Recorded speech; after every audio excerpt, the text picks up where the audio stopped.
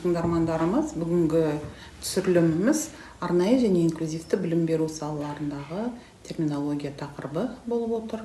Термин атаулардың қолданысына байланысты, олардың заңнамалық актілердің бойында болуы, кемсіту мағынасында терминдердің қолданыста болмай, негізінен олардың мәдениетті түрде сауатты болуы, бірізді формада қолданылуы бізді өте қатты осы сұрақтар мазалады. Мысалға 2002 жылғы біздің заңнамалық актіміздің аталуының өзінде басында кемтар балаларға медициналық, педагогикалық, психологиялық қолдау көрсету, кеміс, ақыл кемістігі бар, мүкістік, ақау, кінәрат, басқа да атаулардың бар болғандығын байқағандықтан, сол атауларға баламаларды іздей отыра, былтырғы жылы жалпы білім беретін мектептердің арнайы және инклюзивті білім беру ұйымдарының мамандарына сауалнама ұсынған болады. Терминдердің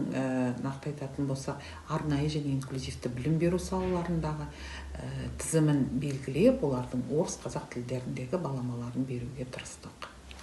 Айтып өткен өзекті тақырыбымыз көңілдеріңізден шығып, өз пікірлеріңізді білдіретіндей жайт болса, лайк басып, пікірлеріңізді толыққанды білдіріп, бізбен байланыста болуларыңызды өтінеміз.